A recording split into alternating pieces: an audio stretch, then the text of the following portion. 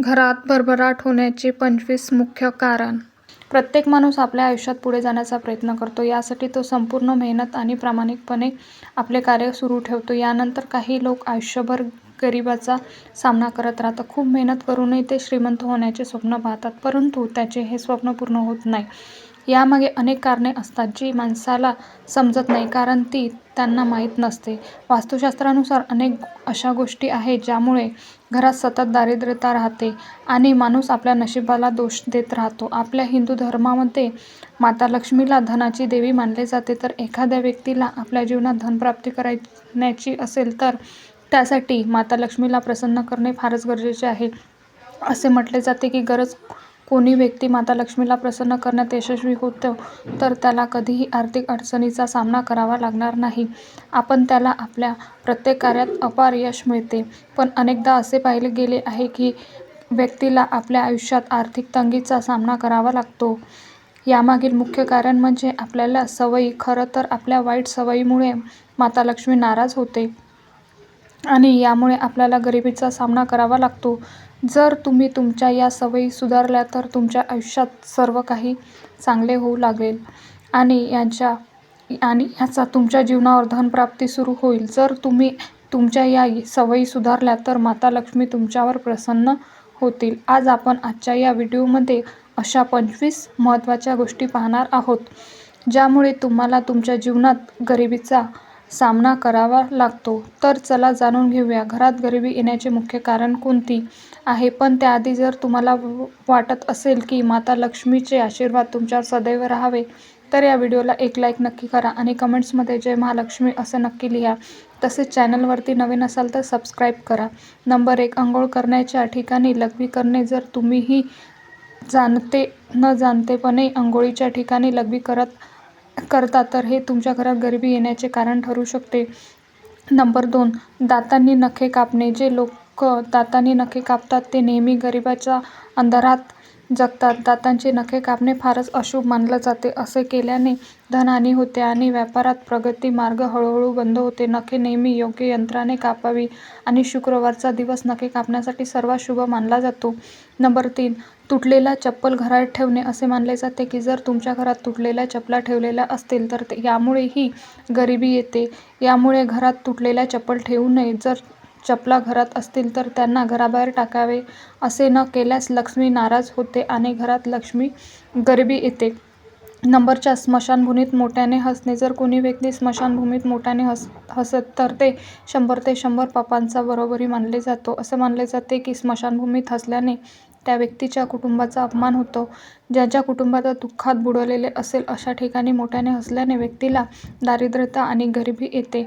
Number 5, झाडाखाली लघवी करणे. अनेक लोक जाणते अजाणतेपणे झाडाखाली लघवी करते, पण असे करणे पूर्णपणे चुकीचे मानले जाते. विशेष पिंपळ, वड, नीम आणि अशोक यासारख्या झाडाखाली मलमूत्र त्याग करणे किंवा अस्वच्छता पसरणे अजिबात योग्य नाही. असे म्हटले जाते की या झाडांमध्ये सकारात्मक ऊर्जेचा वास असतो. तिथे अस्वच्छता केल्याने केवळ पर्यावरणाचे नुकसान होत नाही तर यामुळे व्यक्तीच्या आर्थिक स्थितीवरही वाईट परिणाम होतो. अशी मान्यता आहे की यामुळे व्यक्ती हळूहळू गरिबीच्या जाळ्यात अडकतो. यामुळे आपण या झाडांचा सन्मान करावा आणि त्यांची स्वच्छता राखावी. नंबर 6, डाव्या पायाने पॅन्ट घालू नये. असे केल्याने राहू आणि केतू अशुभ फल देऊ लागतात. डाव्या पायाला काळा धागा बांधल्याने दोन्ही ग्रहांचा दुष्प्रभाव कमी होतो. डाव्या पायाने पॅन्ट घातले तर दारिद्र्यता येण्याची शक्यता असते.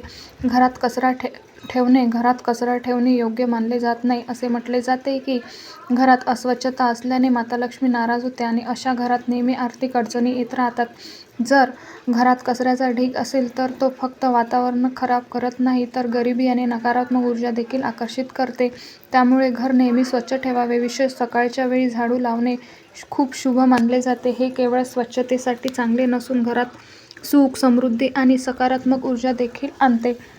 नंबर 8, स्वयंपाकघराच्या जवळ लघवी करणे. स्वयंपाकघर हे अत्यंत पवित्र स्थान मानले जाते, त्यामुळे जवळ लघवी करू नये. असे मानले जाते की यामुळे घरात गरिबी येते. म्हणून स्वयंपाकघराच्या जवळ शौचालय बनवू नये. लघवी दूर करण्यासाठी वेगळ्या जागेची व्यवस्था करावी जेणेकरून घरात गरिबी येण्याची शक्यता खूप कमी होईल. नंबर 9, अस्वच्छता बिछाण्यावर झोपणे. अस्वच्छ स्वच्छ बिछाण्यावर झोपणे केवळ आरोग्यासाठी अपायकारक नाही, तर ते घरात गरिबी आणि नकारात्मकतेसाठी आणि त्यामुळे बिछाना नेहमी स्वच्छ ठेवणे आवश्यक आहे. जर बिछाना अस्वच्छ झाला तर तो वेळोवेळी नीट स्वच्छ करावा. तुम्ही बिछाण्याची चादर बदलू शकता आणि त्याऐवजी स्वच्छ, आरामदायी चादर घालू शकता. असे केल्याने केवळ तुमचे आरोग्य चांगले राहतील, तर घराचे वातावरणही चांगले आणि आनंददायी होतील. नंबर 10. घरात कोळ्याचे जाळे असणे. घरात कोळ्याचे जाळे असणे हे उद्ध्वस्त होण्याची निशाणी मानली जाते. त्यामुळे घरात कोळ्याचे जाळे असू नये. घरातील कोळ्याची जाळी वेळोवेळी साफ करावी. नंबर 11. नळातून पाणी गळणे. जर तुमच्या घरात गरिबी किंवा आर्थिक तंगी असेल तर त्यामागचे कारण नळातून पाणी गळणे असू शकते.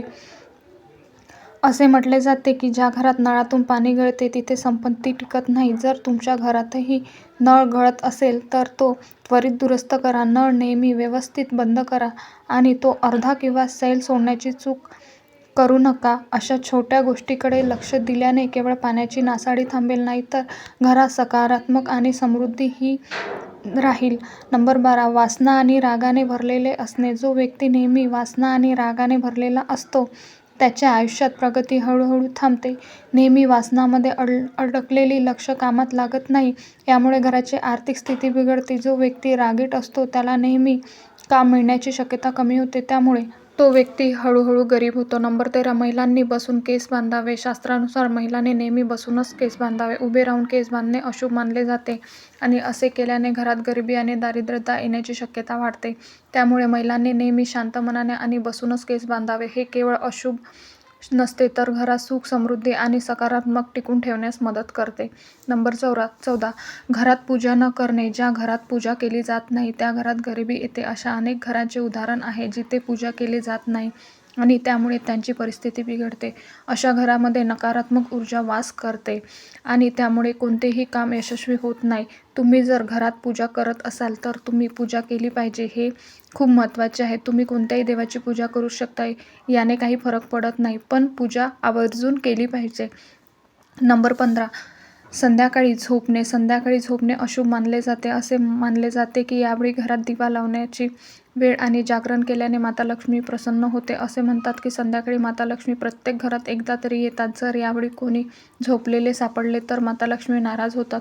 त्यांची नाराजी हळूहळू घरात गरिबी आणि अशांतता आणते. त्यामुळे यावेळी झोपण्याऐवजी पूजा किंवा घरातील कामावर लक्ष केंद्रित करणे अधिक शुभ मानले जाते. नंबर 16. पुरुषांनी 40 दिवसापेक्षा जास्त दिवस केस ठेवू नयेत. लांब केस अनेक प्रकारच्या समस्यांचे कारण बनू शकतात. कधीकधी हे केस अन्नाद्वारे शरीरात जातात, त्यामुळे अनेक आजार होऊ शकतात. शास्त्रानुसार 40 दिवसापेक्षा जास्त केस वाढवणे अशुभ मानले जाते. त्यामुळे वेळोवेळी केस कापणे केवळ आरोग्यासाठी चांगले नाही, तर हे शुभही मानलं जातं. नंबर 17.